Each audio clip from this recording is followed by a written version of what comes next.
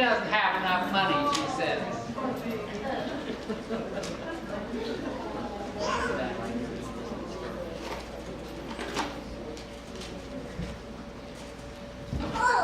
Well, the story that I'm going to share with you this morning is a story about my grandmother when she was a young lady. I'm going to read it to you because it was written by my second aunt in the 50s, and it was in the Little Friend at that time. But I've heard my grandmother tell that story when I was your age, at worship time when we used to go to her house or she'd come to our house. And it goes like this. The reason I'm going to read it is because I would mix too many stories together and I'd have 2 or 3 stories going at once. And it's called Through Death's Door. The family farmhouse was buzzing with activity, for this was the day that Lee and Della were to return from their honeymoon. They would be at the home of Della's parents just a few days before moving into their own house nearby. Della was a nurse. She had trained at the Battle Creek Sanatorium and Hospital in Battle Creek, Michigan, and had remained there for a few years to work after graduation. And her husband had gone to Battle Creek, Michigan, and was a nurse too at that time. Her husband, Lee Kennedy, had grown up on a neighboring farm in Nebraska. Della had just finished a long case of private duty before her wedding. Her patient had died after a long battle of typhoid fever, a common and serious illness at the turn of the century. Thanks to vaccination and the work of the Public Health Department, this disease is seldom heard of in the United States today. Della's younger sister, Jessie, was sweeping off the front porch when she saw a cloud of dust down the road. As she looked closer, she saw that it was preceded by a team of horses hitched to a spring wagon, a 2-seated open buggy. She recognized it as belonging to her new brother-in-law. But there was only one person in the seat. Jessie threw down her broom and entered the gate. "Where's Della?" she asked excitedly. "Well, she isn't feeling well, and I made a bed in the bottom of the wagon," Lee answered. "Go and get Pa or Herman to help me carry her into the house."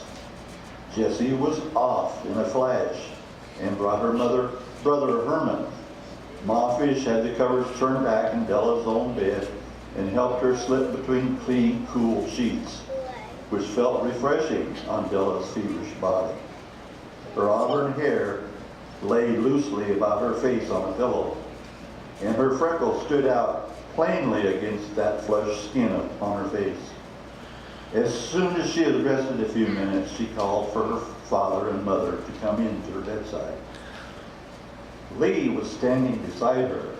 When they came into the room, she looked at them and said solemnly, "Pa, Ma, I am very much afraid that I have typhoid fever. I think that you should send for Dr. Smith."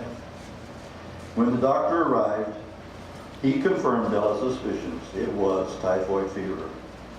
Under the doctor's directions, they set up the best isolation technique known at that time. Lee was the one to take care of her. Other members of the family came only as close as the open bedroom door. Day after day dragged by, and Della grew paler and much weaker. One day when Dr. Smith came to see her, he told the family that she would not have much longer to live.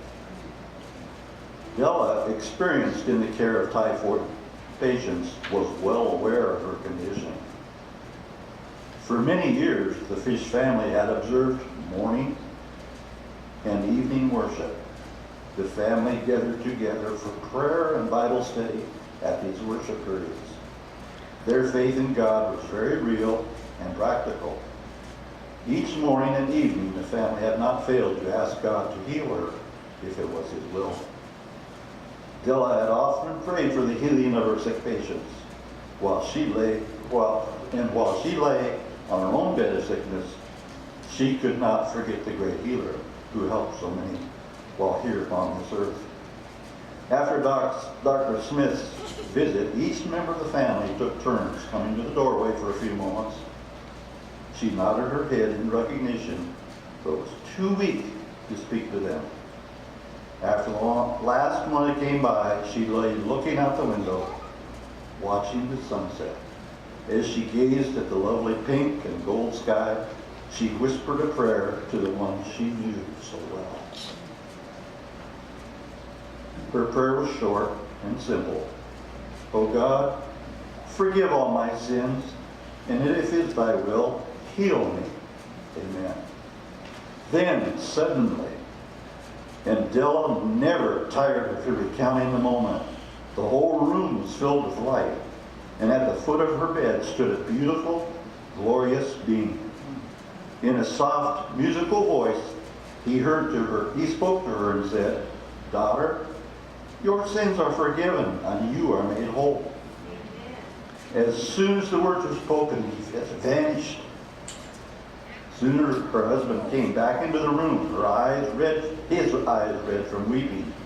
Della said, Don't cry. I'm going to be well." And she told her of the experience. And then she said, "Would you please bring me some food and tell the rest of the family to come in?"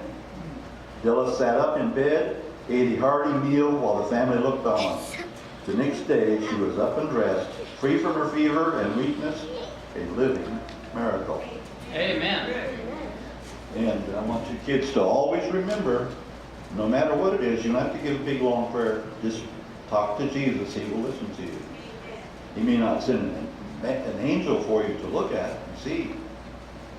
And some other time in the future, I'll tell you one that happened to me when I was 15 years old.